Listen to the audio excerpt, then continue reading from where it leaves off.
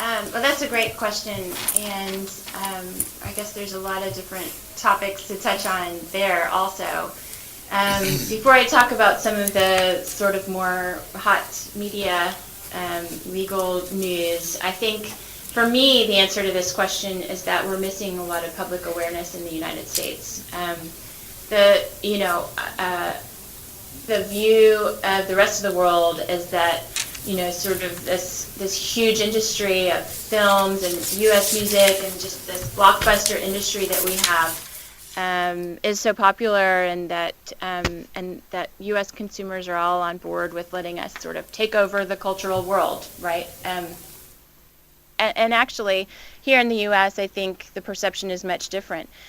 The population here is just as concerned about their privacy and their ability to share files in a legitimate way and encouraging innovation and new technology, and it's just as much of a problem here.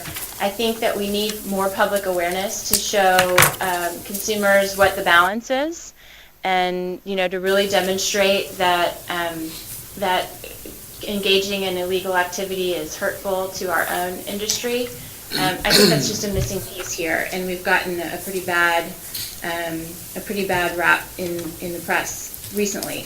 You might have heard about the SOPA and IIPA and the Protect IP Act that were pretty popular or unpopular in the past year, and I don't know what the next step will be to address what those laws were trying to address. I absolutely understand that the technicalities of what they were doing probably can't be tried again. But the issue, and I think the Spanish authorities have seen this issue too, is that we can only enforce against the activity that takes place on our own soil.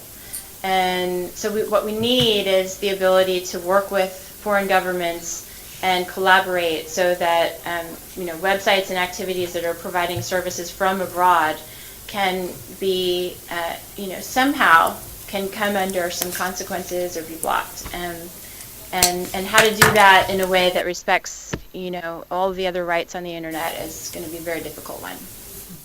First of all, what does the United States legislation provide against camcording? What happened to a camcorder if he's caught in the act or whatever? In the U.S., our camcording laws are similar to what I was describing earlier. Essentially, the problem begins in the movie theater, and so the owner of the premises needs to give itself the authority to regulate what's happening within the theater room. And so I think sometimes in some countries, for example, I was speaking with some Thai regulators recently.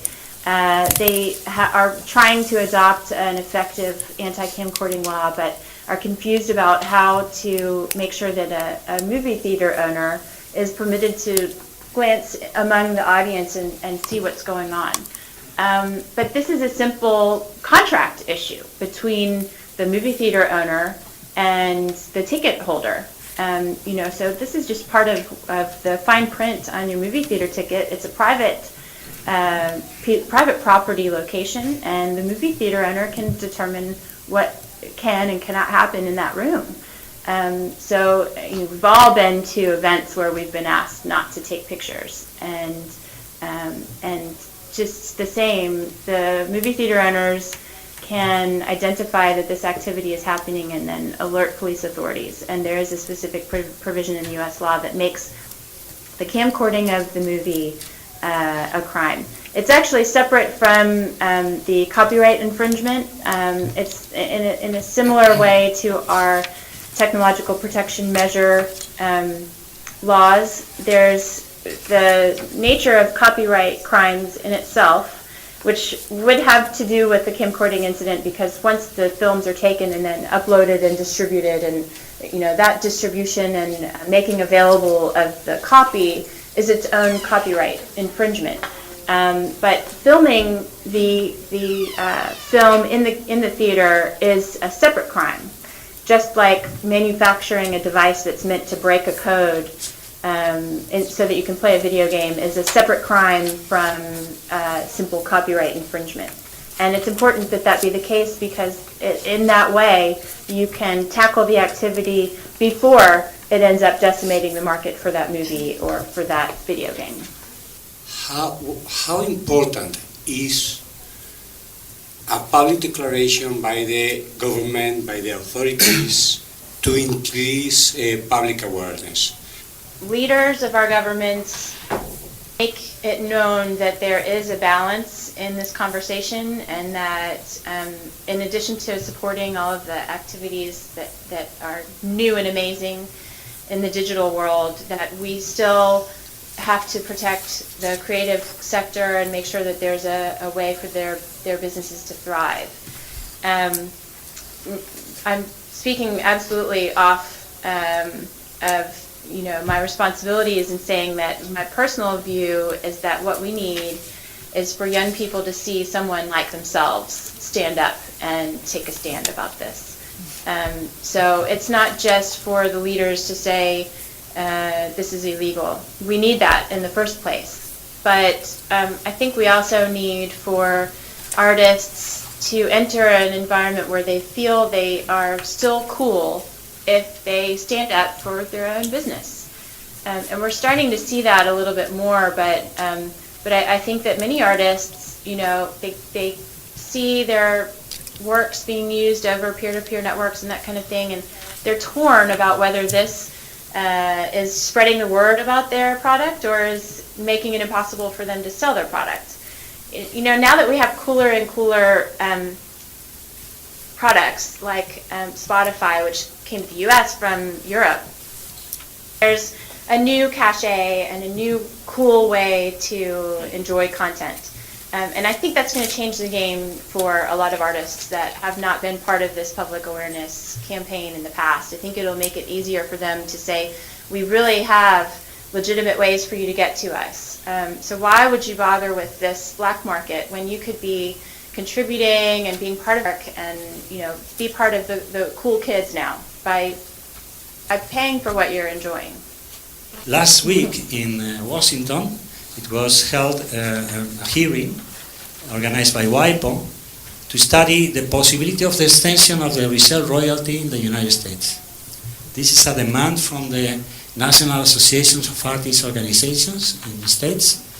It is a claim from the American artists and the European artists that we already have a directive on this very justified right has been claiming and trying to get hope in the Congress of the United States. And I would like to know if you are aware of that, which is your impression, your personal perspective. Thank you very much. I actually do know a little bit about the resale right efforts in the United States. I was following when the Copyright Office made their initial request for comments on this issue in the fall of last year. You're right, the European Union, there's a directive that asks European member states to take some levels to protect artists through a resale right, and I know that each member state has adopted their own manner of doing that. I don't know what the protection is in Spain specifically, but I know that it's been implemented in just about all of the member states. There are many other countries that have a resale right, and what this is for the audience that might not be familiar, basically when an artist, a painter, is the simplest way to think of it, but also a photographer that might have issued maybe a limited series of prints, when they sell an original of their work, often they start out kind of as the famed starving artist, and then later we'll see that their work has generated thousands of dollars for some other auction house. So it's a fairness provision that allows the artist to take part in a percentage of those bigger sales down the road. And I have no stake in the proposal in the United States. I don't currently represent any visual artists per se, so I can say this from a truly objective perspective, that I think that what is fair is to match what's happening in most other countries, because we're now part of an international landscape that's different from what it was 20 years ago when the Copyright Office actually in the United States studied this. The Copyright Office said 20 years ago that it doesn't look right. This isn't really happening in Europe yet. It has now. The Copyright Office said, right now this doesn't seem to make sense, but let's come back to the question about public awareness and how to have objective data. It's been a long problem in this battle internationally to collect the right data for what you're talking about. It's a very time-consuming effort. The monitoring that is involved to watch internet activity is extremely difficult. What else has also happened is that the way that the infringing activity is happening is so decentralized, as I was saying, that only certain types of activity can really be tracked. So I gave you some examples about the peer-to-peer activity, and that is one of the most popular types of internet traffic. We can tell by the data that the traffic is happening over the peer-to-peer and BitTorrent networks to a large degree still. But a lot of the other forms of piracy that are more insidious are very difficult to track because they are not centralized. And so I think that identifying popular websites and popular linking sites is one of the few we have left. Other than that, it's very difficult to quantify the value of what's being traded online. I think this is really important for commerce as well, because if you want to make an investment in a cultural product, a new film that has the best 3D technology, or music that is using the top paid performers, if you want to invest in producing creative material, you need to know what market you have to sell it and the value of the market. Not knowing that market and not knowing who's out there enjoying your products makes it very difficult to make those investments. And like you say, we're missing the boat on getting the message to the consumer. So we need to continue to do better with the technology to collect that data. And in the times where the member companies of our associations aren't able to put up the funds to do those types of investigations, there are other activities at the World Intellectual Property Organization and a number of different economists at universities that are trying to help with that. And we do need more help getting that information. I think it's better in any case when the information doesn't come from our members, because honestly, sometimes the message sounds, it's better received by coming from the objective party. Final question that has to do with the new top-level domains and the difficulty that you've been having in Spain addressing .com and .org types of websites. I've done a little bit of work in the review of the new top-level domains that have the process has been issued by ICANN, and they are collecting comments and reviewing many of the proposed top-level domains. What you're referring to is that ICANN has opened up the possibility to administrators of these domains. So these are really behind-the-scenes technical providers that are in charge of giving out, if I wanted a website that's amandadenton.music, it's the person that would be selling me the right to own that domain name and keeping track of my IP address for that website. These administrators are the ones that have come to ICANN and said, all of us would love to have all of these variety of different top-level domains. There are many applications for .music and .book and a lot of products. And so ICANN has a big task to put these domains in the hands of administrators that have the means to monitor for what could be clearly illicit activity. The trademark issue is probably the easiest part of that whole equation, because the trademark laws in each of our countries will determine whether someone is using a website name to infringe someone else's product. It's a simple question of whether you are deceiving a consumer with the name of your domain name. And the typical way that World Intellectual Property Organization will handle disputes about those is that they just look at the good faith or the bad faith of the website holder, and a few other factors, and it's a very simple trademark question. I think more difficult is the question of the other types of material that could be offered on these sites. And a lot of the responsibility is going to land on the rights holders, the studios, the game producers. You know, there's a lot of, for a domain called .game. It's going to fall on the rights holders to respond to these websites. It multiplies the universe of websites out there to watch. I don't think there's much you can do about that. I think there's so many products, so many services that are legitimate, and commerce needs to grow. I think it's a good thing to increase the web.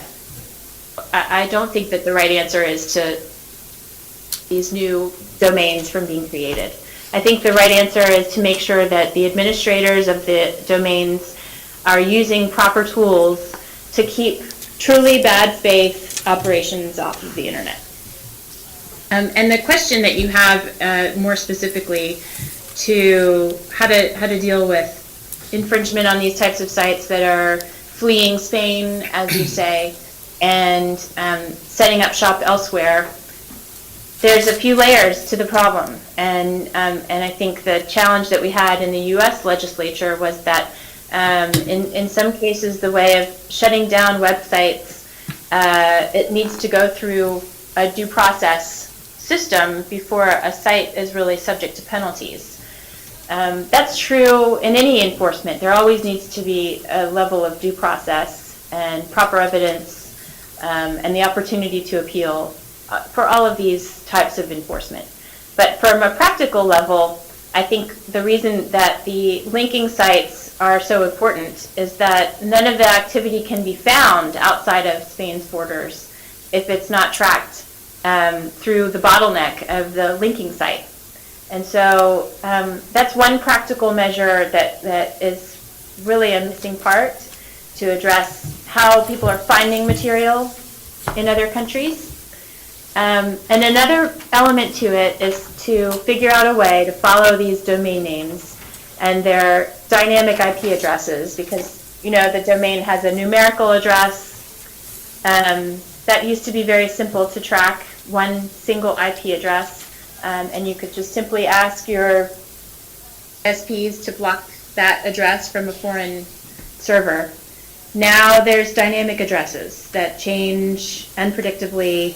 The location of the server abroad changes unpredictably.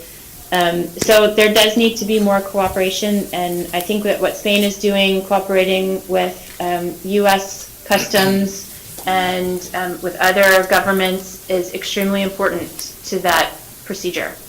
My primary work is for the International Intellectual Property Association. And it's we have international intellectual property in our title, but truly we are a copyright industry organization. So my focus is largely on copyright, but I do have some work in other places on trademark issues. I'm not a patent attorney, but I know that the patent world has changed dramatically since the U.S. adopted a first inventor to file system. I know that was an important accomplishment for the Europeans. unfortunately can't opine on it much, but as far as trademark is concerned, this is a basic level of enforcement that's really important to any brand or product that is popular, and so incredibly important to the copyright sector, simply for trademark violations. It used to be easier for our industry to use trademark violations to enforce against piracy because the trademarks were being used in the hard copy production of optical discs. And now it's being used in enforcing against trademark violations in packaging of counterfeiting devices, counterfeit circumvention devices, and counterfeit game players. So it's still incredibly important, and thankfully not as controversial as some of the other areas of copyright enforcement. You know, there's a lot of safety issues involved in the counterfeit goods arena, and including in our industry. I think most comes to mind the safety issues involved in counterfeit medicines and pharmaceutical products, and health and beauty products, those types of things. But there's a lot of safety issues in the downloading area too, because of all of the viruses and software problems that come along with counterfeit products. So that's just to say that I think the work that our law enforcement does in anti-counterfeiting is vital, and thank goodness that that their ability to do that work has not been as significantly challenged as some other types of enforcement.